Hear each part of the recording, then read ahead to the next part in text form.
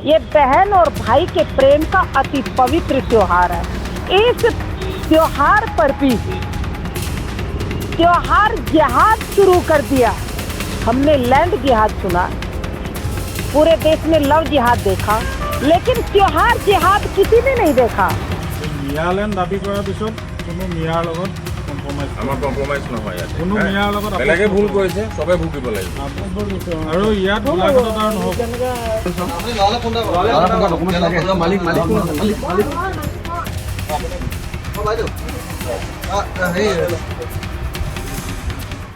दोस्तों, रक्षाबंधन का त्योहार और इस त्योहार से पहले अगर विवादित बोल ना बोले जाएं, तमाशा ना किया जाए तो कैसे मन भरेगा। तो अब ये नसीहत दी गई है कि रक्षाबंधन है, अच्छी बात है, राखी भी बनवाना, लेकिन ये याद रखना राखी खरीदनी कहां से है। यानी अपनी अपनी दुकानें खोलकर बैठ गए वो लोग जिन्हें पिछले कुछ महीनों सालों से कोई सुनना नहीं चाहता। लानतें भेज दी गई हैं तो अपनी फिर से नफरत वाली दुकान खोली गई है। चेहरा दिखाऊंगा, देखते ही पहचान जाएंगे। खैर, आपको यह भी दिखाऊंगा कि असम में रामराज लाने की जिम्मेदारी अब लफंगों को दी गई है। लफंगे मैं क्यों कह रहा हूं? क्योंकि जिनके न कोई लेना देना, जहां जिनको सरकारी आदेश, न पुलिस वाले, न कोई उन पर कोई जिम्मेदारी, फिर भी गुंडई की दुकान खोलकर लुच्चाई का प्रदर्शन असम के अलग अलग हिस्सों में कर रहे हैं। मुसलमानों के घर में घुस के वो तमाशा दिखाऊंगा आपको।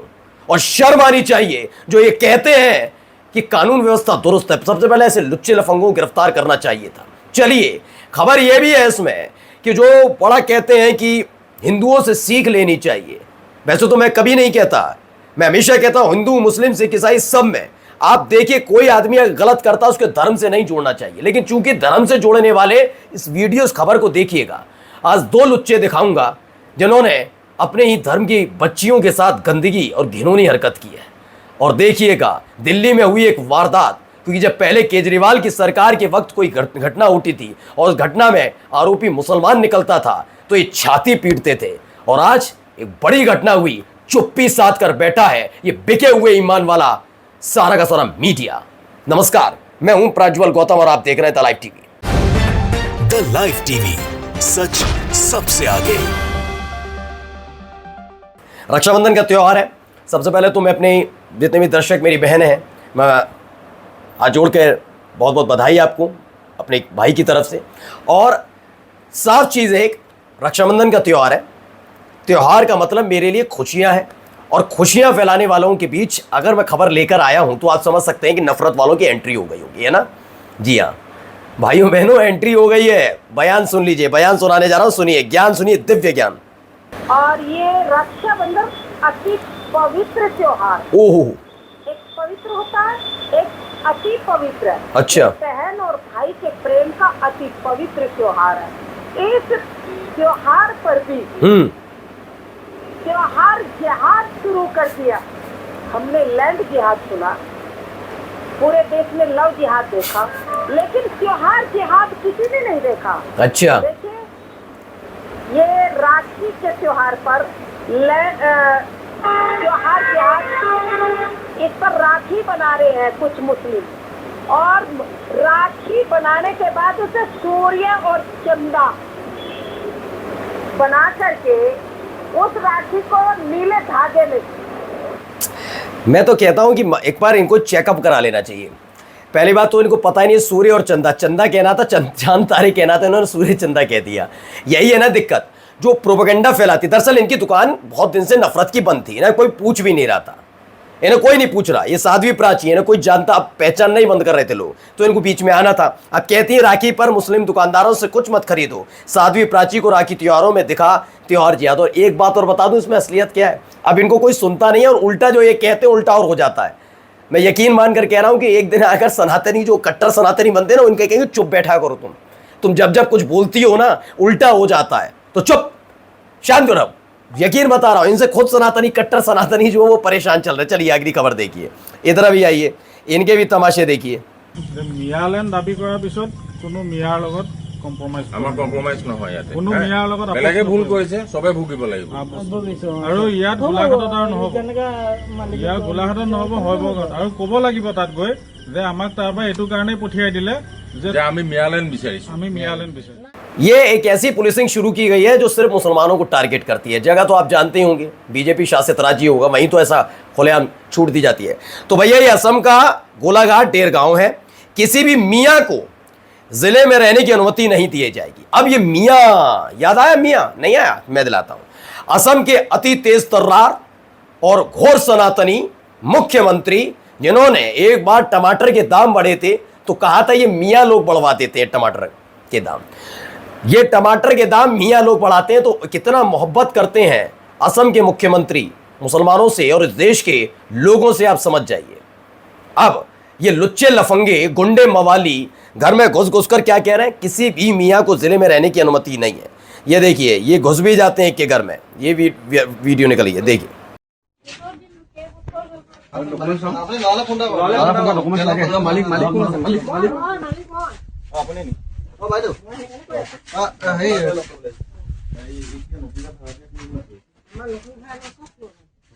तो यह वायरल वीडियो असम के शिवसागर का बताया जा रहा है। यहाँ पर वीर चिला रॉय सेना के सदस्यों ने बंगाली मूल के मुस्लिम किराएदारों के घरों में घुस घुस कर उनके डॉक्यूमेंट चेक कर रहे हैं। इन चिला रॉय वालों को ऐसा करने की आज़ादी किसने दी? क्या ये लोग सरकार की तरफ से ये सब कर रहे हैं? अब तो 11 साल बीत गए, पता ही हो गया होगा। आशीर्वाद तो मिलता ही है, सबको पता है, खुल्लम खुल्ला चलता है इनका खेल। चलिए अब आइए अगली खबर। ये घटना बड़ी विचित्र घटना है। ये सीसीटीवी फुटेज जरा गौर से देखिएगा। ये घटना विभत्स घटना है आज की।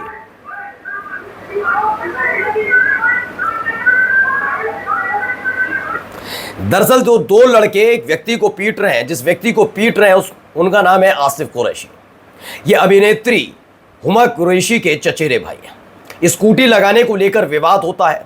ये आसिफ कुरैशी उन बच्चों से कहते हैं ये स्कूटी हटा लीजिए, उसी वक्त ये बच्चे हमला कर देते हैं। और बच्चे जो हमला कर रहे हैं वो इस्लाम को मानने वाले नहीं हैं, वो दाढ़ी टोपी वाले नहीं हैं। उनका नाम है उज्ज्वल और गौतम, दो लड़के। दोनों के दोनों हुमा कुरैशी के भाई पर नुकीले हथियार से हमला कर देते हैं, जिसमें उनकी मौत हो जाती है। लेकिन हाँ, इस पर बात नहीं करेंगे, अभी बात नहीं करेंगे। मुसलमान होता और हिंदू के साथ ऐसा करता तो बताया जाता, देखो रोहिंग्या हैं, बांग्लादेशी हैं, फिर हुमा कुरैशी क्या कोई बड़े अभिनेत्री का भी होता। हमें कोई बात नहीं करनी। अब छाती नहीं पीटेंगे ये सारे के सारे, क्योंकि ये कोई देश का प्रेमी नहीं है। इन्होंने नफरत फैलाने का काम किया है। इन लफंगों की हालत, ये हिम्मत इसलिए बढ़ गई इन नए लड़कों की, क्योंकि लुच्चे और लफंगों की फौज इनको आशीर्वाद देती है। इतनी बड़ी घटना दिल्ली के अंदर हो गई, और सबसे बड़ी बात है कि डबल इंजन की सरकार है। अब तो शर्म कर लो। आइए अगली खबर देखिए भाई। ये लड़की है और जो भगवा सिर पर बांध कर बैठे हुए हैं भाई साहब, कंधे पर उठा रखा, उन्हें पहचानी होंगे भैया किस कास्ट से है और किस जाति से है, किस धर्म से है। यूपी के गाजियाबाद में हिंदू युवा वाहिनी के पूर्व नगर अध्यक्ष सुशील प्रजापति के खिलाफ एलएलबी की एक छात्रा ने दुष्कर्म का आरोप लगाया। पीड़िता का कहना है कोर्ट प्रैक्टिस के बहाने उसे वकील से मिलवाने की बात कहकर फ्लैट पर बुलाया गया, जहां उसके साथ दुष्कर्म किया गया। पुलिस ने एफआईआर दर्ज कर ली है। हिंदू युवा वाहिनी देख लीजिए। अगली खबर हरिद्वार से। ये भगवान शिव बन के घूमते थे, जय भोलेनाथ की, लेकिन ये वाला नहीं। ये गंदा और घिनौना आदमी है जो हमारे सनातन परंपरा के ईश्वर, हमारे इष्ट देव भोले बाबा का रूप धारण करके क्या करता था, पढ़िए। हरिद्वार में पुलिस ने गिरफ्तार किया। इसका नाम है दीपक कुमार सैनी। इसने एक बच्ची को लालच दिया, छोटी सी बच्ची थी, माइनर चिल्ड्रन, उसके साथ रेप किया और उसके टू अवॉइड अरेस्ट, जो अरेस्ट से बचने के लिए क्या करता था, ये बाबा बनकर घूमता था लॉर्ड शिव की, यानी भगवान शिव की वेशभूषा में, लेकिन धर दबोचा गया है। अब आइए टीपू सुल्तान जी की एंट्री हो गई है, सुनिए क्या। एनसीईआरटी की किताबों से क्यों हटाए गए टीपू सुल्तान से जुड़े चैप्टर? तो चैप्टर हटा दिए गए, लेकिन जोड़ा जा रहा है क्या, ऑपरेशन सिंदूर। और ऑपरेशन सिंदूर में मैं अभी से बता देता हूं क्या जोड़ा जाएगा ऑपरेशन सिंदूर के बारे में। ये पीढ़ी पढ़ेगी, और पीढ़ी सेना ने कैसे किया वो तो है ही है, लेकिन उससे ज़्यादा ये होगा अगर नरेंद्र मोदी साहब ना प्रधानमंत्री होते तो हो ही नहीं पाता। ये देख लीजिएगा, पढ़ लीजिएगा। वैसे बच्चे भी इंटरेस्टेड नहीं है सब पढ़ने के लिए। अब कम से कम भाई साहब का तो शौर्य ज्ञान नहीं पढ़ना चाहते। देश की शौर्य, जो सेना है उसका शौर्य तो हर कोई जानता भी और पढ़ना भी चाहता, और हमारे देश की सेना ने जो शौर्य दिखाया उससे हर कोई परिचित है। लेकिन पॉलिटिकल फायदे के लिए अपना गुणगान करने वाले, अपनी जय जयकार खुद कराने वाले लोगों को कोई सुनना नहीं चाहता। अब चलते चलते एक खबर जरा देख लीजिए। Center of this political storm, and what we found raises serious questions. The house, which is barely 10 to 15 square feet, is दरअसल अब इंडिया टुडे ने हिंदी वाले ने तो अपनी फजीयत कराई ली थी आज तक ने, लेकिन इंग्लिश वाला जो इंडिया टुडे है वो गया सर्वे करने। नेता विपक्ष राहुल गांधी ने कल बताया कि बेंगलुरु के हाउस नंबर 35 के कमरे के मकान में 80 वोटर रजिस्टर्ड है। इंडिया टुडे के पत्रकार बेंगलुरु के इस मकान पर पहुंचे। चैनल की रिपोर्ट है कि राहुल गांधी के आरोपों का मजबूत आधार है किसी और भी चैनल पर देखा गया। दरअसल ये भी बताया गया ये जो मकान है ये बीजेपी के एक नेता का है। अब आइए अगली खबर देखिए। मोहम्मद जुबैर की ये ने ट्वीट की है इंडिया टीवी की। दरअसल आपने देखा होगा कि आपको लेके एक दावा किया गया है राहुल गांधी की तरफ से कि आपका नाम कई जगहों पर है।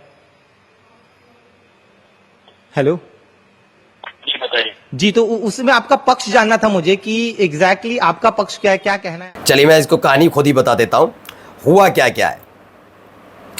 तो इंडिया टुडे के रिपोर्टर से बात की आदित्य श्रीवास्तव से, वही वाला जो मैंने आपको बताया कभी मुंबई कभी कहीं और कभी कहीं आराम से घूम कर वोट डाल रहे थे। उन्होंने बताया वो लखनऊ के रहने वाले हैं। 2009 में लखनऊ में अपना वोटर ID कार्ड बनवाया, बाद में 2017-18 मुंबई चले गए तो चुनाव आयोग की वेबसाइट पर जाकर उन्होंने अपना पता बदलवा दिया। फिर 2021 में बेंगलुरु चले गए और चुनाव आयोग के फॉर्म के जरिए उन्होंने अपना पता फिर से बेंगलुरु करवा लिया। चूंकि 2018 और 2021 में अपना पता बदलवाया था, फिर भी जनवरी 2025 तक उनका नाम मुंबई और लखनऊ की चुनाव आयोग की सूची में क्यों दिखाई दे रहा है, ये तो सवाल पूछा जा रहा है। हाँ, तेजस्वी यादव के पास 2 वोटर ID कार्ड क्यों है ये तो नोटिस जारी किया जाए, लेकिन जरा चुनाव आयोग तो सही को नोटिस जारी करके पूछा जाए तुम करते क्या हो। टैक्स पेयर का जो पैसा हर महीने की पहली तारीख को ठक्क से तुम्हारे अकाउंट में गिरता है, उस पगार को डकारने के अलावा तुम्हारे पास काम क्या है, क्या काम है। नमस्कार।